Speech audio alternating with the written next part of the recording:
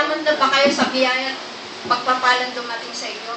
Nagpasalamat na din ba kayo sa pagkakataon at pagmamahal na ipinagkaloob sa inyo? Lagi nang mamutabi sa inyong pasasalamat. Upang ito'y sa ikalalakas at katatatag ng inyong pananampalataya.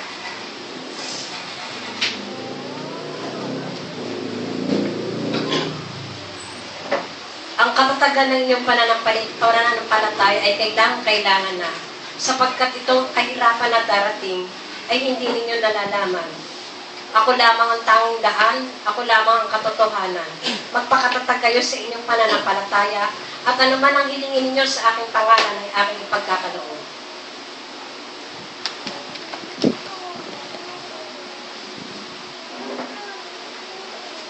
Where's Julie? Wala si Julie. Good morning mga kapatid. O naramdaman nyo ba yung sikay na glory? First worship namin yung first worship namin dito, nagmensahe na Panginoon na itong 2014 masaganang pagpapala sa atin. Pinatunayan niya, second worship natin ngayon. Naramdaman ko na naman yun, yung sikay na glory na yun. Walang kahulilip na ecstasy. Hindi mo ma-explain eh. Sa espiritu kasi naranasan ko na naman yun. Ibig sabihin, ang spiritual na pagpapala ay binubuhos. Physical na pagpapala, yung maraming may sakit sa atin, pagagalingin yan. Material na pagpapala. Yung mga hinihiling natin sa Diyos, na mga dalangin, na mga material, ibibigay na.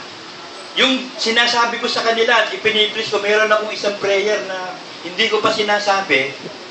Kasi kailangan makita ko nangyari na, tsaka ako sasabihin. Malapit na. Kitang-kita mo na eh.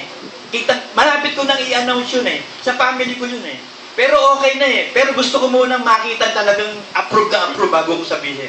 Parang ganito eh. Para mapatunayan mong tunay na ligtas ka, kasama mo ang Diyos.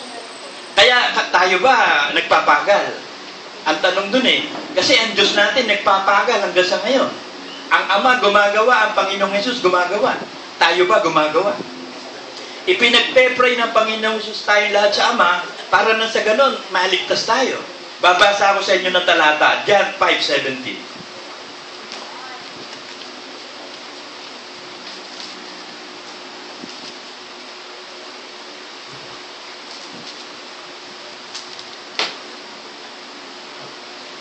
Dadapot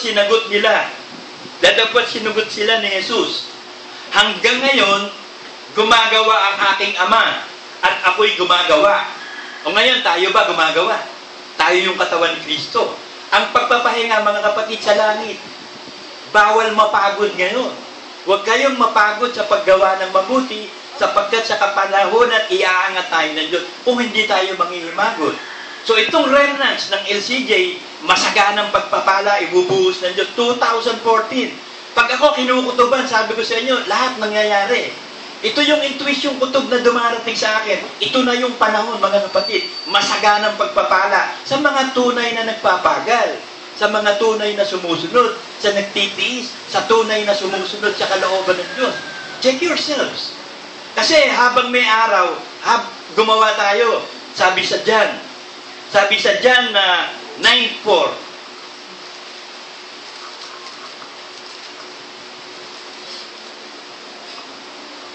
Kinakailangan natin gawin ang mga gawa niyaong nagsugo sa akin samantalang araw.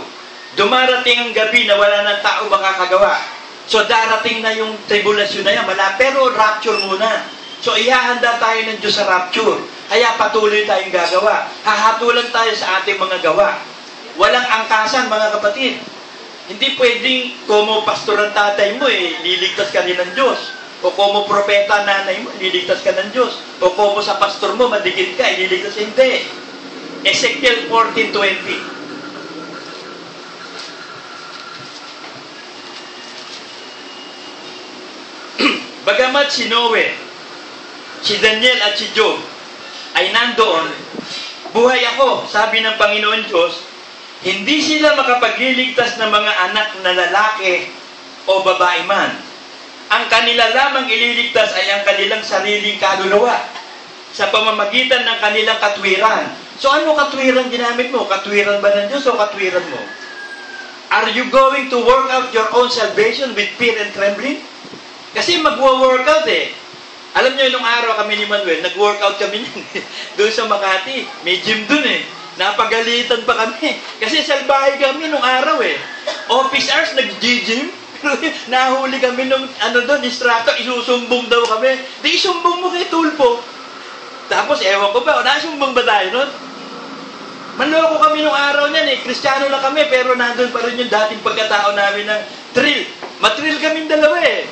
We want to pay the town ride. Laging gano'n kami niya ni Manuel eh. Pero ngayon mga kapatid, ibang-iba na si Manuel ngayon. Sa itsura. Huwag lang magiging si Jess Roon to ha. Kasi si Jess Roon pumogi, tumaba, lumapad. Yumaman, pinagpala, iniwan ng Diyos. So ito warning ko sa inyo mga kapatid. Pag kayo pinagpapahalanan ng Diyos, physically, materially, spiritually, huwag niyong iiwan ng Diyos. Tuloy-tuloy ang pagpapala to. Wala na makakaawat, mga kapatid. Ito na yung panahon. Kasi, nararamdaman nyo ba? Ako nararamdaman ko eh. Yung Shekinah glory, 2 beses. Lightning don't strike twice. Pero lightning always strike twice, thrice, 4 times, 5 times. Sa susunod na worship uli natin, pag naramdaman ko na naman yung Shekinah glory, all the year round na yan, puro Shekinah glory. Alam niyo, napakahalaga na ang Diyos ay kasama natin sa pagsamba. Ang Panginoong Hesus sumasamba, kasama ng laksa-laksa mga anghel. Kung ididilat lang ng Diyos ang mata nating espiritual, nakapalibot dito sa katerbang milyong-milyong mga anghel. Kaya lang hindi natin nakikita, nararamdaman lang ng espiritu natin. Kaya doon sa hindi pa talaga tapat, kasi pag naging tapat kayo sa mga utos ng dekreto ng apostol, madalas ituro ito ng espiritu. Kayo ba may tapat na sa tipa ng ikaputhandog? Baka ito yung huling message na ng Panginoon sa atin, baka rapture na tayo. Baka yung spiritual na pagpapala, rapture na. Baka maiiwan kayo. Anin niyo yung pera. Alam niyo yung pera, masaya ka lang pag maraming pera. Pero pagkatapos na, wala na rin eh. Na-experience ko yun eh. Kapag ikaw masaya ka, dami mong pera, wala. Dadali mo yun sa sugal, babae, alak. ABS-CBN, alak, babae, sugal. Casino, CBNB, bisyo, narcotics. ABS-CBN tayo. Ganon kami nung araw. Ganon ako nung araw. Alam niyo, hindi ako natutulog pag maraming pera. Hanggat may pera ako, gising ako eh. Naghahanap ako ng nightclub, sugalan, durugan. Hindi ka patutulugin na maraming pera. Kaya yun ang warning sa atin. Baka mamaya, dumami pera nyo, hindi na rin kayo makatulog sa dami na gagawin nyo paglulustay ng pera. Baka maging katulad ni Jisroon. Meron yan sa Deuteronomy. Tingnan natin kung matsatsambahan ko yan. Deuteronomy.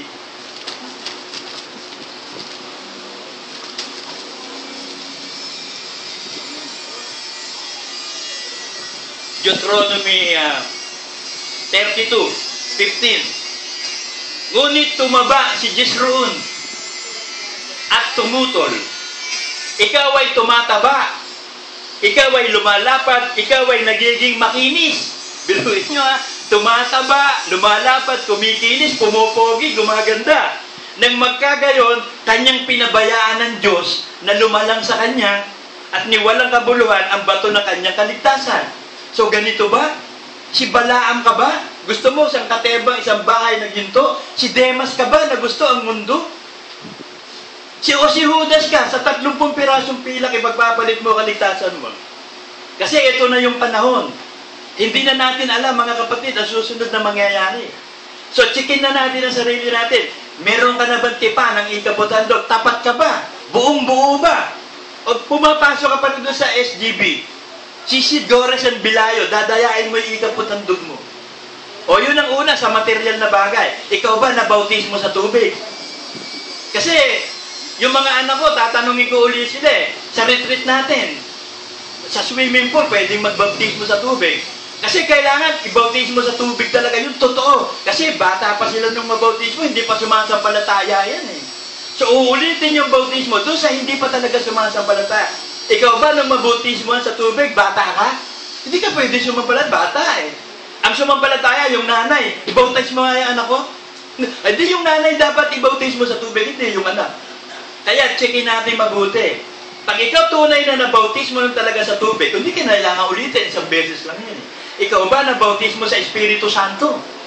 Nagsasalita ka ba sa iba't ibang wika? Sumasamba ka ba sa Espiritu at katotohanan?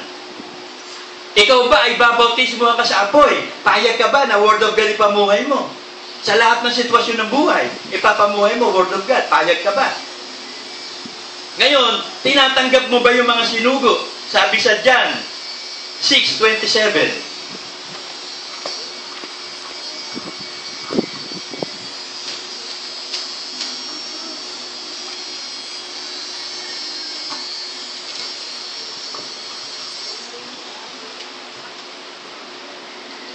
Kung tinatanggap mo yung sinugo, tatanggapin mo din yung aral ng sinugo. Tatanggapin mo lahat ng aral ng Panginoong Hesus, isinugo ng Ama yun eh.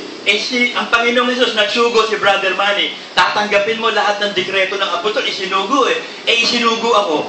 Tatanggapin nyo ang obispo at pastor at sekretary ng iglesia. Pag hindi mo tinanggap si Brother Manny, hindi mo tinanggap si Jesus Christ, hindi mo tinanggap ang Ama. Ito sabi, John 6:27-29.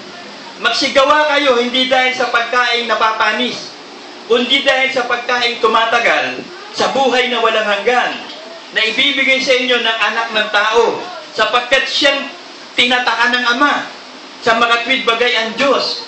Sabi nga nila sa Kanya, ano ang kinakailangan naming gawin upang aming magawa ang gawa ng Diyos? So ano ba gagawin natin para magawa natin ang gawa ng Diyos? Ito sagot. Sumagot si Jesus at kanila sinabi, ito ang gawa ng Diyos na iyong sampalatayanan niya o kanyang sinugo. Pag sinabing sampalatayanan, gawin mo yung utos. Gagawin mo ba lahat ng utos ng dekreto ng iglesia? Ibinigay kay Brother Manny. Tatanggapin mo ba si Brother Manny sugo ng Diyos? Tatanggapin niyo ba akong sugo ako ni Brother Manny? At kayo, isinusugo ko rin kayo. So, tinatanggap niyo ba na talagang tayo isinugo? Kasi pag nagtatanggapan tayo, liligtas tayo lahat. Yun ang salita ng Diyos eh. We must work while the Sabbath day of the Lord is not yet come. Yung ibinigay ni Joshua sa Israel, hindi kapahingahan talaga yun. Papakita lang yun ng kapahingahan ng pagkuha ng promised land. Merong isang araw talagang kapahingahan, yung rapture. Sabi sa Hebrews 4.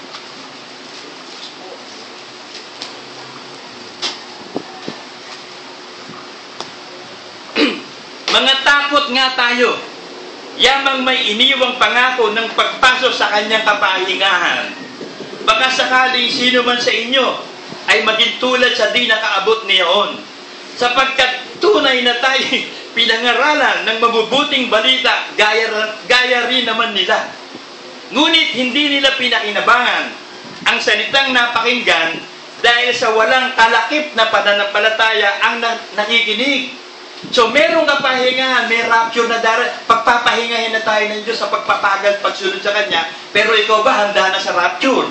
Kasi sabi dito sapagkat ang pumasok sa Kanyang kapahingahan ay nagpahinga naman sa Kanyang mga gawa, gaya ng Diyos sa Kanyang mga gawa. May natitira pa na isang pamamahingang Sabat ukol sa bayan ng Diyos.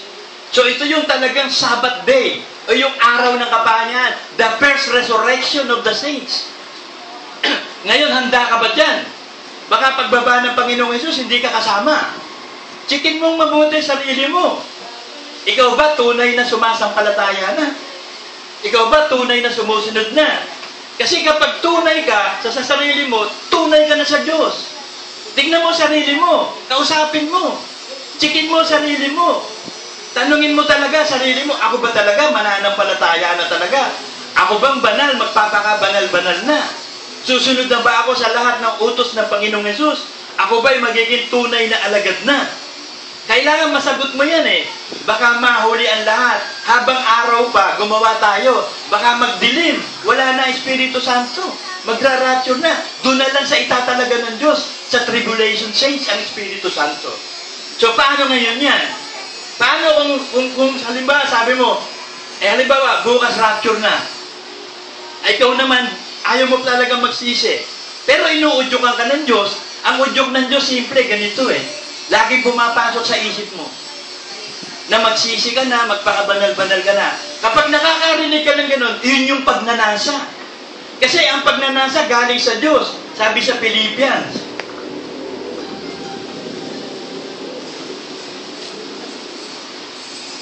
Sa Philippians 2:12-13, may nakasulat ganito. Kaya nga mga minamahal ko kung paano ang inyong laging pagsunod. Tingnan mo sinasabi ni Pablo sa kapatiran, laging pagsunod. Masasabi ko rin ba na ang mga member dito laging sumusunod? Pwede ko ba sabihin to? Hindi lamang sa harapan ko, kundi bagkus pa ngayong ako'y wala, ay lubusin ninyo ang gawain ng inyong sariling pagkaligtas na may takot at panginginig. So, sariling pagkaligtas. Sa pamamagitan ng katwirang ginawa mo, katwiran ng Diyos, maliligtas ka. So, walang angkasan dito, walang sakayan. Ha? Hindi pwedeng pasakay. Pa-ride on nga dyan, men. Hindi pwede. Kanya-kanya tayo ng kaligtasan. Sinasabi sa Ezekiel 18:20. Ang kaluluwa na nagkakasala mamamatay. Ang anak ay hindi magdadanas ng kasamaan ng kanyang ama. O magdadanas man ng ama ng kasamaan ng anak. Ang katwiran ng matuwid ay sa kanya at ang kasamaan ng masama ay sa kanya. So nararamdaman mo ba yung pagnanasa? Magpakalinis, magpakabanal-banal. Balikan natin yung Philippians 2:13 na.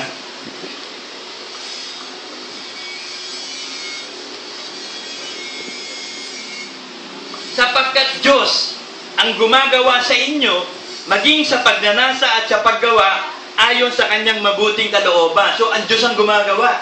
Kapag nararamdaman mo yung sigla, yung desire, yung pagnanasa, yung alab ng Espiritu, hindi ikaw yun. Espiritu Santo yun.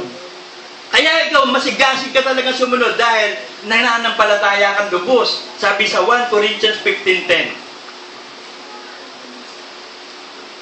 Dadagwat sa pamamagitan ng biyaya ng Diyos, ako'y ako nga. At ang kanyang biyaya na ibinigay sa akin ay hindi nawawalan ng kabuluhan. Bagkus ako'y malapis na nagpagal kaysa kanilang lahat. Bagamat hindi ako, kundi ang biyaya ng Diyos na suma sa akin. Sabi ni Pablo, nagpagal ako lahat sa inyo. Kay Pedro, kay Juan, lahat ako nagpagal. Bakit? Kasi inasensya ng Diyos ni Kristo sa Hentil. Napakalawak ng Hentil. Sina Pablo, sina Pedro sa Israel eh. Kaya sabi niya, nagpagal ako lubos. Kaya nag-missionary work siya sa Galatia, sa Antioquia, ang dami niyang itinatag na iglesia. Nagpagal ng lubos si Pablo. Kaya alam niya, I have kept the faith. Sabi sa 2 Timothy.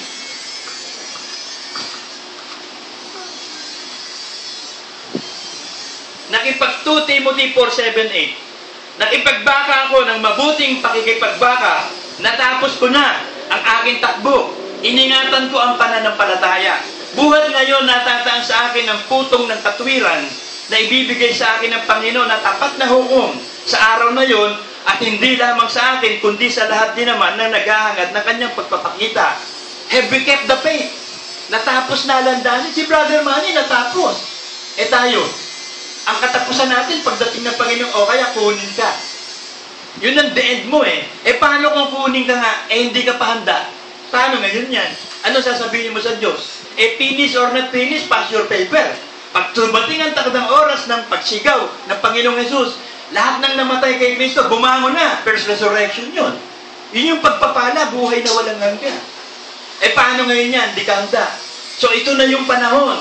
Kasi ibibigay na ng Diyos sa atin. Hilingin nyo kahit ano. Sabi, ask anything, I will give it to you. John 15:7.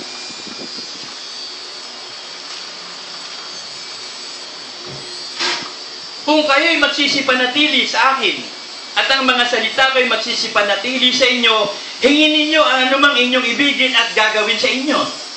So, walang imposible sa Diyos. Yun nga prayer ko na yun. Kung iisipin ko kasi impossible, ang hirap. Kailangan ng malaking pera, kailangan ng connection. Pero, talaga slowly but surely, umali. Slowly but surely. Natatandaan ko yan kung araw. Basketball namin sa assessor.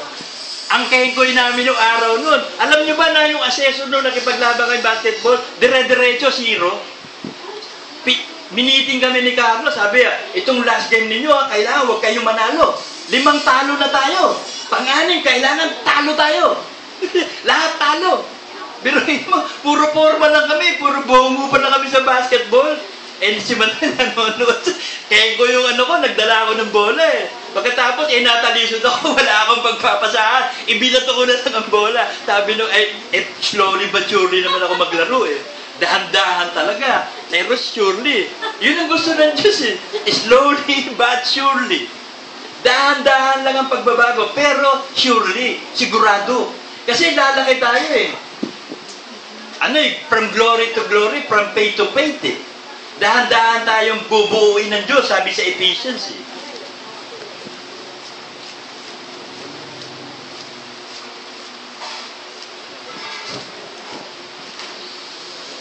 Sa Ephesians 4:13, may sinasabi, hanggang sa abutin natin lahat.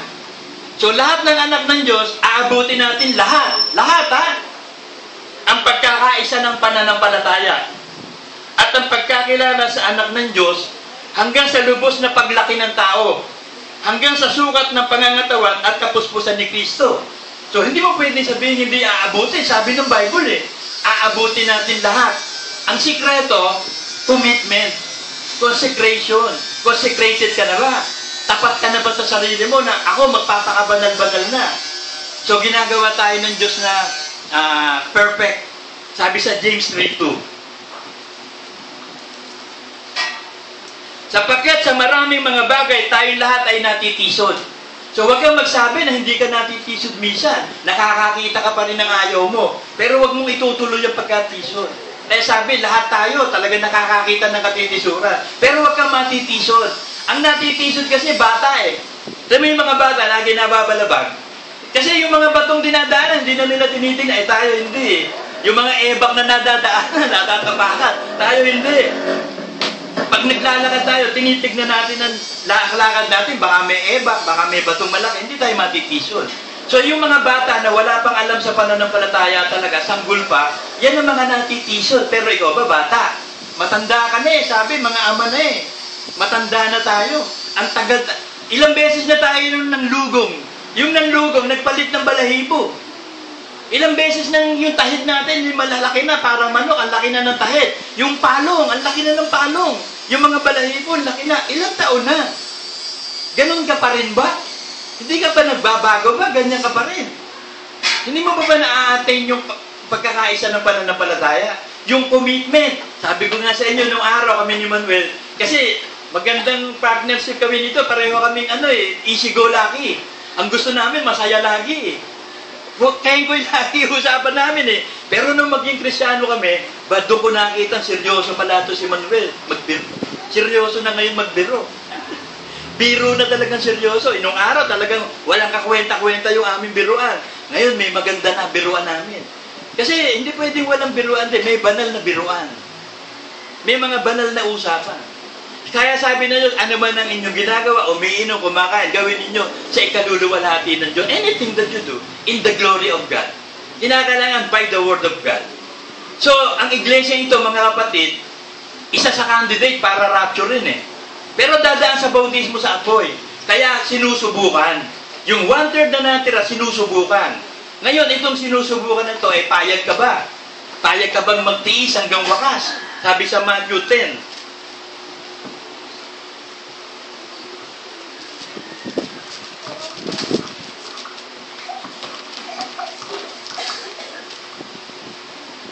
At kayo'y kapupuotan ng lahat ng mga tao dahil sa aking pangalan. Dadapot ang magtiis hanggang sa wakas, ang siyang maliligtas. So handa ka na bang magtiis hanggang sa wakas? Sa wakas ng buhay mo? O pagdating ng Panginoong Jesus? Walang tigil na pananampalataya, sabi sa Luke 1:74.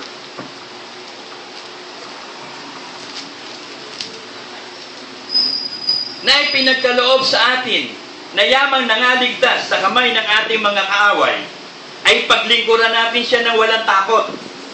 Sa kabanalan, sa katwiran, sa harapan niya, lahat ng ating mga araw. The last 40 years. Yung first 40 years natin, kahit hindi ka pa 40, yun yung mga mga pita ng laman. Pinaggagawa mo lahat yun. Tapos itong next 40 years, ito na yung naging Kristiyano ka, inihanda ka, tinuturuan ka. Yung last 40 years natin, ito na yung paglilingkod. Pagsamba na sa Diyos to, pag-aalay na ng buhay, commitment na. Yun yung 120 years natin dito sa lupa. Yun yung buhay ni Moses eh. Na hindi siya labo mata, hindi nanghina, pero kinatay siya ng salita ng Diyos.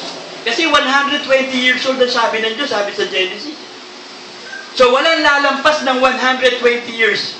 Sa Guinness Book of Record, pag may lumampas doon, sinungaling yan.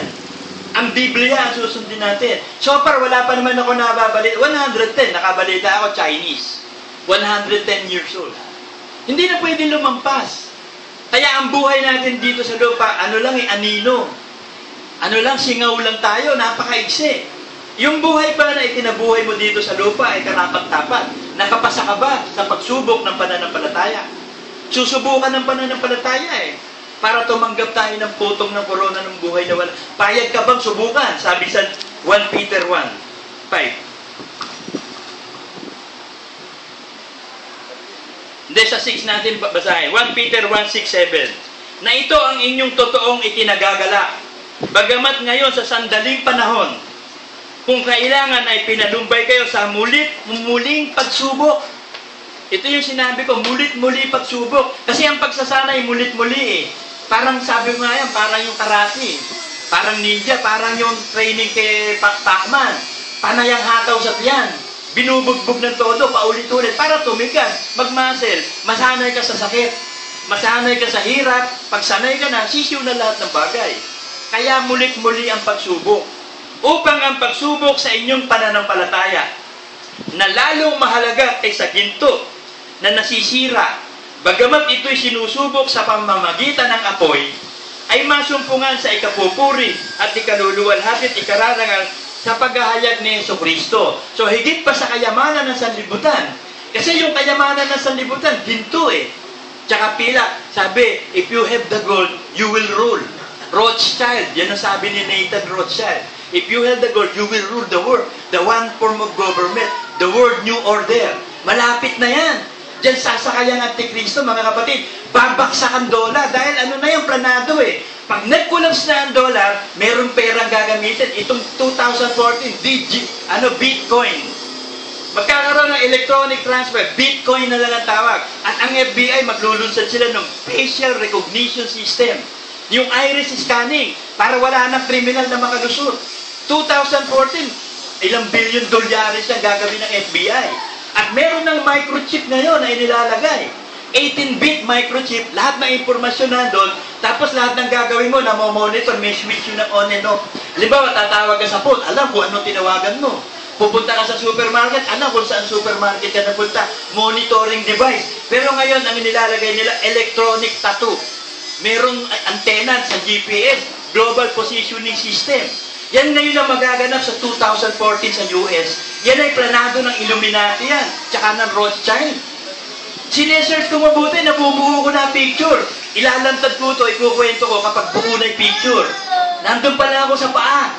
Hindi pa ako nakakapunta sa ulo. Nasa dulo lang ako ng daliri nito Nitong pagkakatatag ni Wineshop ng Illuminati. 1776, the all-seeing eye, the pyramid. Kung titignan yung mabuti, yung obelisk, yan yung magic ng Egypt. 3 lang ang may obelisk dito, sa Egypt, sa White House, saka sa Vatican. Nakikita nyo ba yung diretsyon, patayo, tapos may pyramid sa dulo? Pag pinanood nyo ngayon ng mga video, mga mix, lahat ng mga video sa TV, makikita nyo, halos lahat sila, talagang mga Illuminati lahat. Makikita nyo, yung mga tatak, nandun lahat. Grabe, pinagkaharian na talaga ni Satanas ang buong mundo ngayon at malapit na yan na maghari na. Yung general crisis, magkakaroon ng final crisis, lilitaw na ang Antichrist. Pag sa TV, yan ang medium of communication na ilalabas lahat yan ang gusto ng Illuminati. Illuminati, the bearer of light, illuminates from the word Lucifer, Lucis, liwanag. Kaya lahat lang ng mga bright person ang nandyan. Lahat ng presidente, halos si JFK lang ang hindi, kaya assassinated. Lahat sila halos member ng Bohemian Grove. Makikita nyo to si Nixon, si Carter, si W. Bush, yung mag-ama, si Reagan, halos lahat. Itong si Wilson Woodrow, ang pinakamasamang presidente ng US, yun yung pumirma ng Federal Reserve noong 1913 na hanggang ngayon naghihirap ang buong United States dahil dyan kay Woodrow Wilson. Pinirmahan yung Federal Reserve o yung Central Bank na hawak ng Illuminati. Hawak yan ng mga Rothschild House. Marami pang dapat i-expose. Kapraso pa lang ang nare-research ko. Mag-research din kayo. Mabubuo nyo yung puzzle ng New World Order.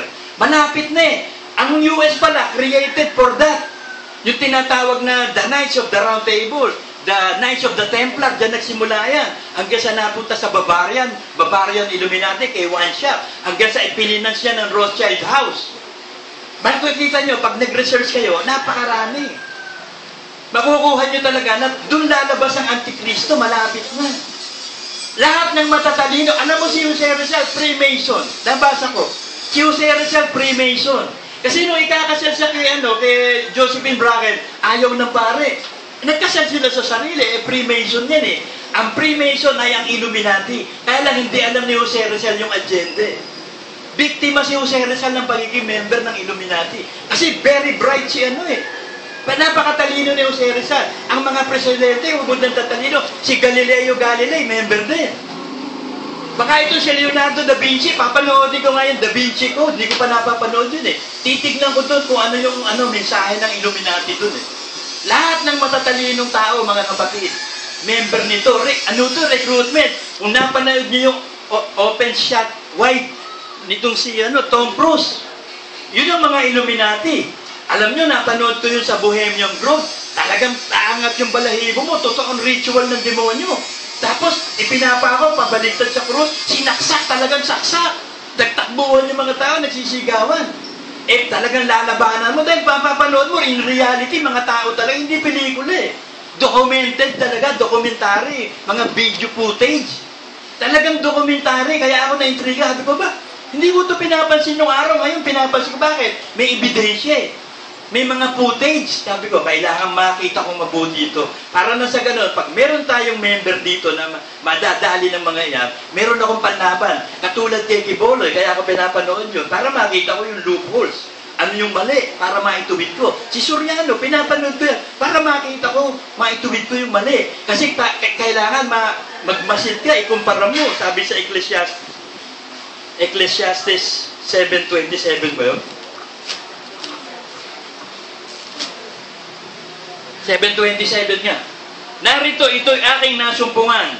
Sabi ng mangangaral, na inaagapay ang isang bagay sa iba upang matagpuan ng kadahilanan. So, i-compare mo. Tignan mo yung aral ng LCJ, yung aral ni Kiboloy. Tignan mo mabuti, sino ba talaga ang nasa wastong aral? Makikita mo mga maling aral lahat. Hindi aral talaga ng Panginoong Yesus. Nagkukunwari sila like an angels.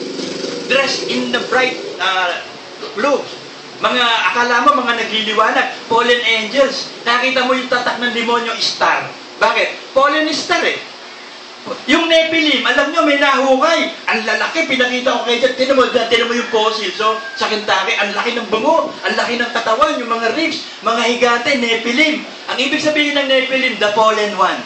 Yun yung mga anak ng mga demonyo na inubos ng Diyos. Ngayon, uubusin din ng Diyos ang lahat ng masasama. Ng lahi ni Satanas. Lahat ng masasama.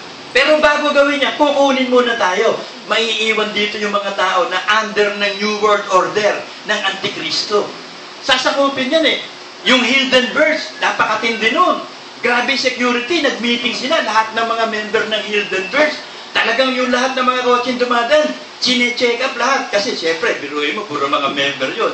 Meron tinatawag na there is a CIA inside the CIA. Yung talagang pinaka-root o yung pinaka-the seven kung tawagin. The seven, ginaya rin ng Diyos, the seven spirits of God. The seven, yun yung mga hindi kilala. Yun yung nagpapaikot, puppet lang yan, mga actors lang yan, lahat ng presidente, puppet yan eh. Lahat ng mga celebrity. Yung Led Zeppelin, yung Beatles, makita mo, nakagano, 666. Yung right eye, tinatakpan. Sina Nicki Minaj. Lahat halos sila, lahat ng mga nganta. Si Cyrus, Miley Cyrus. Makikita mo talagang demonic. Si Madonna, yung mga inverted cross, saka yung backward speaking. Pag pinabackward talaga yun sa mga tape, maririnig mo, nagsasalita, serve Satan. Sweet Satan. Maririnig mo talaga, grabe. Kasi binawa namin ni Boyet yun eh. Meron ako ditong tape nun ng Led Zeppelin. Binaligtad namin, nag-backmasking kami. Ganun nga. Meron yun words. Ang galing ng demonyo. Na paggagawa niyang yung tinatawag na Nazi scientist. Gumawa ang Illuminati ng mga technology para kunwari merong UFO. Para mapaniwala ang mga tao sa US na may UFO. Para magkaroon ng one form of government, New World Order na aasa sila dun. Pero hindi totoo yun eh. Teknolohiya lang yan. Yung iba, nakikita mo, nagpapakita, demonyo naman yun. Yung iba naman, technology, yung iba, demons. Kasi idinadivert nila ang tao. Talagang napapaikot nila ang lahat. Napapagalaw ng 7, the 7, kung tawagin, the 7. Napapagalaw nila lahat ng matatalinong tao. Yung si George Washington, Illuminati yan. Si JFK lang ako hanga. Pero merong may issue kay JFK, ewan ko kung totoo. Kasi bago mag-speak daw yan sa White House, tumitira ng mga 4 layers ng cocaine. I-snip muna ng cocaine. Mga 4 na hilera, tsaka mag-i-speak. Ewan ko totoo. Pero pinakamahusay si JFK. Si Robert Kennedy, pinatay din yan, yung magkakapatid. Halos lahat, the dead Kennedys. Mga hindi pumayag yan sa Illuminati, lumaban yan eh. Ito si Garfield, pinatay din, lumaban yan. Si Abraham Lincoln, lumaban din yan, pinatay din yan. Lahat ng assassinated na US President, lumaban sa Illuminati, patay. Si Reagan lang ang lumaban na nabuhay, konti lang tama. Kasi kinuha niyang Vice President si Bush. Sumunod, naging Presidente si Bush. Hindi kasi alam ni Reagan yung Illuminati membership. Pero napilitan siya, mamamatay siya eh. Walang imposible sa Illuminati dahil hawak ng demonyo ang lahat ng hari. Sabi sa Revelation.